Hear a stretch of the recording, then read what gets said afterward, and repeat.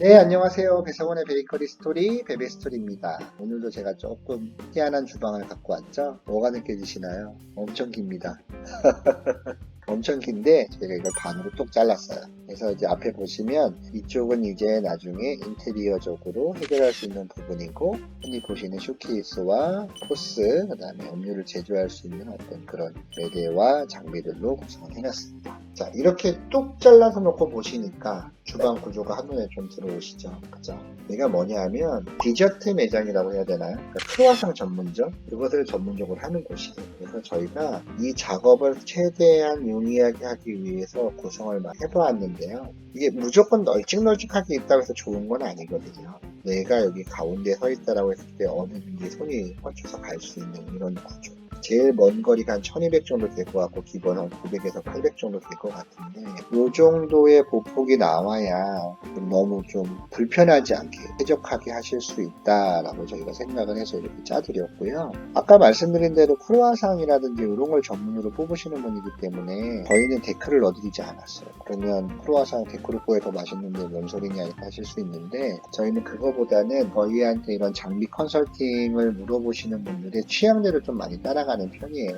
굳이 나는 데코로 써야 되겠다고 하시는 분들께 저희가 꼭 컨벡션을 권해드리지도 않고 반대의 경우도 마찬가지입니다.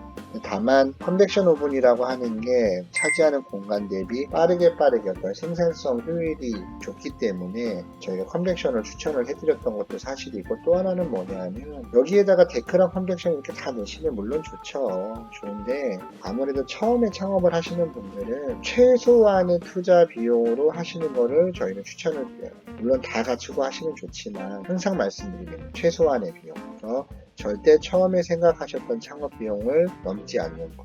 경우에 따라서는 중고 장비를 섞어서 하시는 것도 추천을 드립니다. 다만 이렇게 물어보시는 분들이 있어요.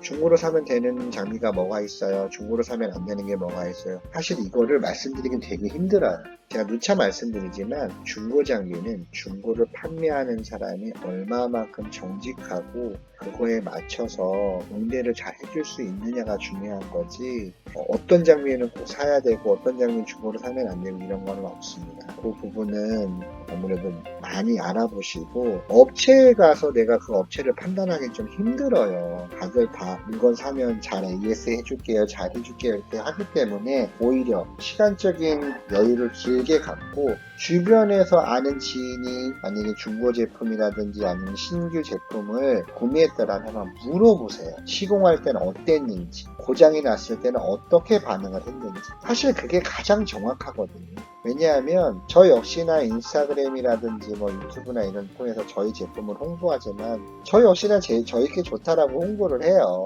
어느 누가 자기 제품이 안 좋다라고 홍보를 하겠습니까? 사실 그것만 가지고는 판단하기 힘드세요.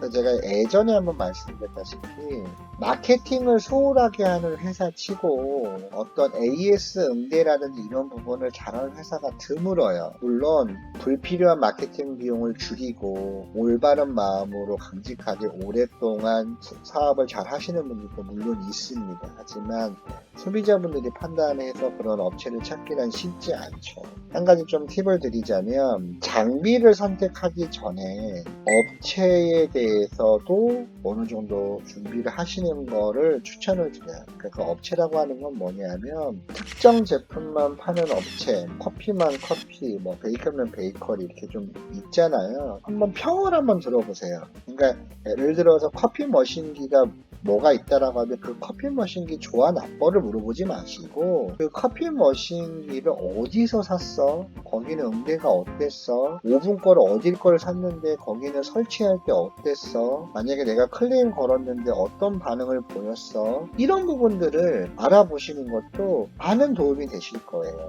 그 다음에 어느 정도 내가 데이터를 수집한 다음에 브랜드라든지 아니면 뭐 제품을 고르시는 것도 나쁘지 않아요. 왜냐하면 요즘에는 특정 브랜드, 한 브랜드만 파는 회사가 잘 없어요. 다 이것저것 하거든요. 저 역시나 수입을 하고 있지만 국산업은 팔고 어디 것도 팔고 다 한단 말이죠. 그렇기 때문에 업체를 알아보시는 게 오히려 먼저일 수도 있습니다. 그 다음에 내가 원하는 브랜드를 가격하시는 것도 이제 방법이다라고 말씀을 드렸고요. 지금 이야기가 조금 옆으로 샜는데 이 부분도 마찬가지예요. 그러니까 이렇게 테이블 냉장고하고 세정대하고 작업대 하부선만 이렇게 해놨는데 이렇게 일자로 쭉 맞춰 감으로 인해서 나중에 추후에 여기에 어떤 선반이라든지 이런 걸 달기가 용이할 거고요. 여기 지금 보시면 도우 컨디셔너 이렇게 20단 들어가 있는데 이것도 많이 물어보세요. 꼭 도우콘을 사야 되나요? 그것도 저는 정답은 없다고 생각을 하지만 고민이 되신다면 발휘기로 드리세요. 만약에 정말로 내가 도우콘을 사야 될 정확한 이유가 있다거나 확실하게 선택하셨다면 모를까 고민이 되신다면 아까 말씀드린 대로 창업을 하는 데 있어서 200만원, 300만원 되게 큰 비용이거든요. 그렇다고 하면 발효기로 먼저 한번 해보시고 아니 그것도 불안하다 하시면 발효기를 차라리 중고로 사세요. 발효기를 중고로 사서 연습을 해보시다가 발효기로도 충분히 가능하겠네 하시면 너무 좋은 거죠. 근데 이래서 도우콘이 필요하겠구나 라고 느끼셨다라면 그때 도우 컨디션을 들이셔도 돼요. 왜냐하면 발효기 내가 중고로 샀기 때문에 공간이 되면 두 개 다 놓고 쓰시면 되고 공간이 안 되면 과감하게 재판매 하시면 돼요. 물론 재판매 하시기가 쉬운 것도 아니고 금액을 많이 받을 수 있는 것도 아니지만 만에 하나 도우콘을 사셨어요. 근데 내가 도우콘을 활용을 잘 못해요. 근데 써보니까 발효기만 있었어도 됐을 것 같아요. 그럼 너무 아깝잖아. 항상 말씀드리지만 선택하기 어려운 부분들이 만약에 있다라고 하면 예를 들어서 파이로라예요. 파이로라가 내 매장에 꼭 필요한지 안 필요한지 잘 모르겠어요. 그러면 일단은 없이 가는 거예요. 근데 그건 좀 어려워요. 그러면 중고로 사시는 거예요.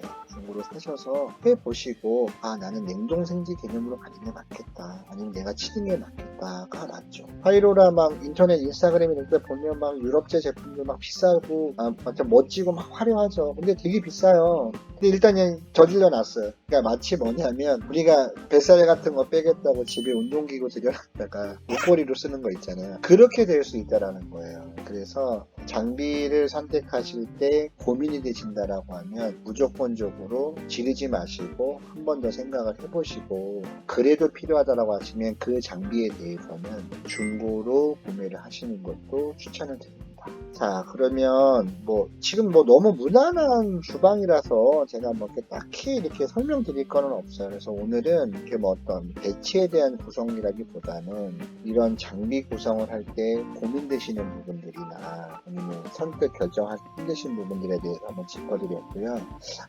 이거 오늘 꼭 말씀드리려고 했는데 요 근래에 전기 때문에 연락 오시는 분들이 되게 많으세요. 그러니까 전기 하면 좀 감이 안 오시죠? 뭐냐 하면 요 정도 구성 같으면 15kW 가지고도 충분히 돌리실 수 있어요. 그러니까 이 전체 전력이 15kW가 설령 넘는다 하더라도 최대 소요 전력이지 평균적으로 소요 전력이 먹지 않기 때문에 웬만한 상가 같으면 다 15kW 정도 준비가 되거든요. 그러니까 그렇게 돌리시면 돼요. 근데 만약에 내가 좀 빵집이 커요. 막 오븐도 3회 3단 써야 되고 도우콘도 하나 써야 되고 막 뭐도 써야 되고 하면 사실 오븐만 30kg거든요. 그러면 아무리 적게 잡아도 한 40kg 정도가 준비가 되셔야 돼요. 계약을 하셨어요. 근데 알고 보니까 내가 계약한 이 건물에 전기 증설이 안 되는 거. 그러니까 전기 증설이라고 하는 거 나중에 제가 좀 따로 파트를 한번 좀 모르겠지만 단순하게 그냥 전기 부족하면 내가 한국전력에다가 전화해서 여기 전기를 땡기면 되지라고 생각하실 수 있는데 그렇지 않아요. 그러니까 그렇게 될 수 있는 곳이 있고 건물 자체에 고압이 들어와서 트랜스를 통해서 전기가 분배되는 큰 상가 건물 같은 경우에는 나 혼자 전기 쓰겠다고 거기서 이렇게 계단기 달아서 이렇게 한다는 게 쉽지가 않습니다. 특히나 이제 지중화 작업으로 이렇게 되어 있는 어떤 그런 빌딩들이나 이런 곳은 더욱더 어려워요. 그러면 건물에서 여유 전력을 주지 않으면 내가 지금 할 수 있는 매장 계약을 했는데 전기 때문에 완전히 파토가 나는 그런 부분들이 생길 수 있기 때문에 필히 매장을 얻으실 때 브랜드 상관없이 먼저 전기부터 따져보세요. 그래서 내가 중고를 사든 새 거를 사든 수입산을 사든 국산을 사든 이 정도의 전기는 최소한 필요하구나 하면 그걸 먼저 가지고 매장을 얻을 때 제일 먼저 가서 물어보세요. 여기 전기에 이만큼 넣을 수 있습니까? 만약에 여기에 5kg만 들어와 있으면 내가 만약에 40kg가 필요하잖아요. 35kg 증설이 가능합니까? 아니면 설령 가능하다라고 했을 때 현장에서 내가 직접 갖고 올 수 있다 하더라도 현장에 가서 물어보시는 거죠. 이런 거 하는데 비용이 어느 정도 들죠? 그 비용 자체가 어느 정도 드는지 전혀 모르는 상태에서 창업 비용을 따로 맞춰놨어요. 근데 갑자기 하려고 하니까 전기 땡겨 와야 됩니다. 인테리어 업체가 와갖고 전기 부족하셔서 안 되는데요. 뭐 전기 이만큼 듭니다. 몇백만 원 듭니다. 하면 너무 난감하잖아.